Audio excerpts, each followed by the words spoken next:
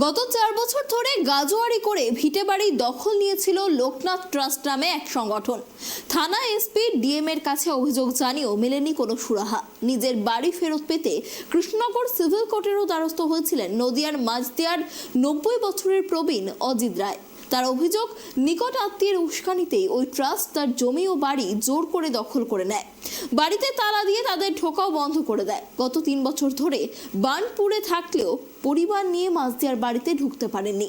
আদালত স্থানীয় প্রশাসনের কাছ থেকে কোনো রকম সুরাহা না পেয়ে গত বছরের জুলাই মাসে কলকাতা হাইকোর্টের দ্বারস্থ হন ওই প্রবীণ এবং তার পুত্র দেবব্রত রায়। সেই মামলায় বিচারপতি জয় সেনগুপ্ত অবিলম্বে বাড়ি দখলমুক্ত করে দেবব্রত বাবুদের বাড়িতে প্রবেশ করানোর নির্দেশ দিলেন কৃষ্ণনগর থানাকে এবং তাদের নিরাপত্তা নিশ্চিত করার নির্দেশও দেওয়া হয়েছে থানাকে। এই অর্ডারটা আপনাদের হয় 22 সেপ্টেম্বর 2023। অর্ডারটা ফর রিজার্ভ জাজমেন্টের জন্য পেন্ডিং থাকে। আজকে ফাইনালি আমরা রায়টা পাই। এখানে ব্যাপারটা হয়েছিল হচ্ছে 75-এর একটা বৃদ্ধা মহিলা অ্যান্ড 85 to 90-র কাছাকাছি তার বাবার বয়স, তার হাজব্যান্ডের বয়স বেসিক্যালি। তো তাদের কি করা হয়েছিল, একটা বাবা লোকনাথ ওখানে একটা ট্রাস্ট আছে, এটা কৃষ্ণগঞ্জ থানার জুরিসডিকশনের আন্ডারে পড়বে। ওখানে কি করা হয়, এই যে ট্রাস্টের যে লোকজন প্লাস গুন্ডাদেরকে দিয়ে ইনাদেরকে বাড়ির থেকে বার করে দেওয়া হয়। এটা কিন্তু অলরেডি একটা সিভিল কোর্টের মামলা পেন্ডিং রয়েছে, স্ট্যাটাস কুয়ো পেন্ডিং রয়েছে, তাও ইনাদেরকে বাইরে বার করে দেওয়া হয়, প্লাস প্যাডলক করে দেওয়া হয়। জিডি করা সত্ত্বেও কোনো স্টেপ নেওয়া হয় না। ফাইনালি আজকে জজ সাহেব রায় দিলেন, একটা স্ট্রিক্ট ভিজিল থাকবে, প্যাডলক থাকলে ভেঙে দেওয়া হবে অ্যান্ড ইনাদেরকে যাতে সিভিল কোর্টের যে অর্ডারটা স্ট্যাটাস কুয়ো সেটা যেন ফলো করা হয়।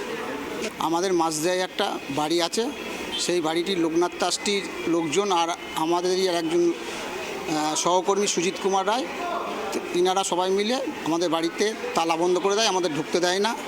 আমরা কৃষ্ণগঞ্জ থানায় বারবার জিডি করা সত্ত্বেও থানা কোনো নেয়নি। আমাদের পার্টিশন স্যুট মামলা আছে কৃষ্ণনগর কোর্টে, তারপর আমরা সেটাকে চ্যালেঞ্জ জানিয়ে হাইকোর্টে আমরা মামলা করেছিলাম। সেই মামলাটা রায়দানটা বাকি ছিল। আজকে রায়দান হলো 14 নম্বর কোর্টে জয় সেনগুপ্ত রায়দান দিলেন। পুলিশকে বলে দিলেন কোনো কিছু তালা থাকলে লক থাকলে সেটা ভেঙে ঢুকিয়ে দিতে এবং যেখানে যে বসবাস করবে সে সেইভাবে বসবাস করবে, কেউ কোনো কিছু আর নতুন করতে পারবে না কৃষ্ণনগরের মামলাটা শেষ না হওয়া পর্যন্ত। আর পুলিশ সকল সময় ভিজিটিং করবে বা আমরা যা বলবো পুলিশকে সেই সহযোগিতাটা করতে হবে কৃষ্ণগঞ্জ থানাকে। আমাদের বাড়িটা দখল হয়েছিল 2021 সাল থেকে। 2021 সাল থেকে করোনার সময় আমরা ওই বাড়িটা যেতাম না, সেই সুযোগটা নিয়ে ওরা দখল করে বন্ধ করে দিয়েছিল। আমাদের দুটো বাড়ি, বানপুরে থাকতাম, ওই সময় ওরা বন্ধ করে সব তালা মেরে দিয়েছিল। পুলিশকে করেছি, এসপিকে করেছি, ডিএমকে করেছি, সব জায়গায় আমরা লিখিত দরখাস্ত করে দিয়েছি। তারা কি বলছিল? তারা কোনোদিন ইনকোয়ারি করেনি।